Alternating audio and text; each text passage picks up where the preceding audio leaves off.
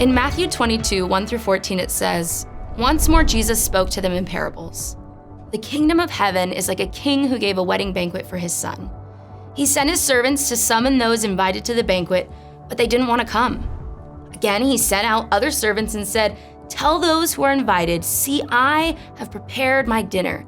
My oxen and fattened cattle have been slaughtered and everything is ready. Come to the wedding banquet.' But they paid no attention and went away, one to his own farm, another to his business, while the rest seized his servants, mistreated them, and killed them.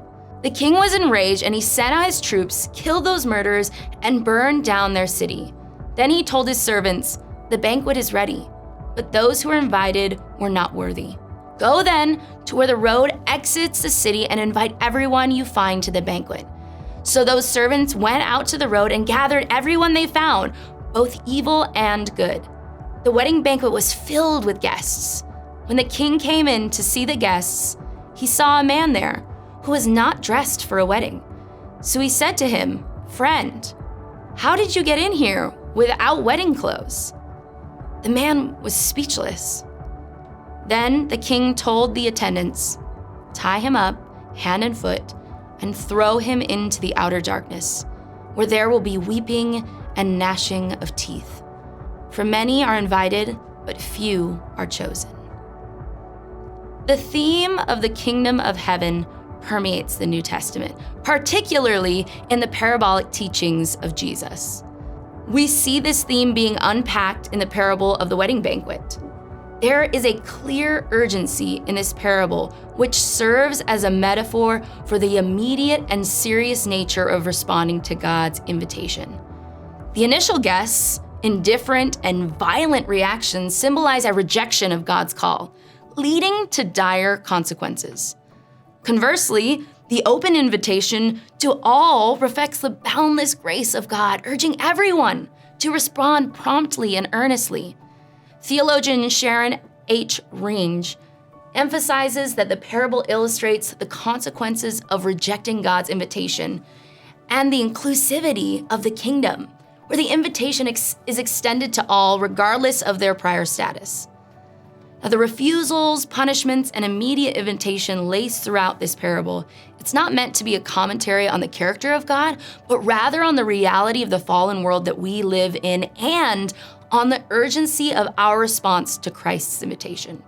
Just as a bride prepares for her groom, believers must be ready, clothed in the righteousness of Christ and not in our own self-righteousness. As theologian Craig Bloomberg notes, in the Interpreting the Parables, this parable is not just about invitation, but it's about preparation. It is not enough to say yes to the invitation. One must come properly dressed, which implies a transformed life. So as you prepare your hearts for this Easter season, allow yourself to reflect on what role you play in the banquet of heaven. Perhaps you identify with the invited guests who refuse to come, whether it be because of your pride or maybe a complicated relationship with religion or with the church. Or maybe you identify with the servants of the king's house, desperately trying to bring people into the banquet, hoping and praying for your loved ones to come into the kingdom of heaven before it's too late. Or perhaps you identify with the outcasts who are invited in. You've said yes, and you've come into the king's home, but you have still come clinging to old habits and ways of living, still clothed in the tattered garments of your past. I urge you, whichever aspect of this parable you identify with, you are welcome into God's holy kingdom. No matter who you are, where you come from, or your social status, Jesus invites you to the table. But remember to let go of your pride. Let go of your old self as you enter here. God is breaking chains. He is lifting burdens. Let him take your burdens. Allow yourself to be clothed in a new way of living. So perhaps you're wondering, what does it even look like to be appropriately clothed for the king's banquet? Well, I would then urge you to look at what Paul says in his letter to the church in Colossae, in which he expresses how to live a Christian life as if it were putting on garments of clothing. He says this, "Therefore, as God's chosen ones, holy and dearly loved, put on compassion, kindness, humility, gentleness, and patience, bearing with one another and forgiving one another if anyone has a grievance against another. Just as the Lord has forgiven you, you are also to forgive. Above all, put on love, which is the perfect bond of unity.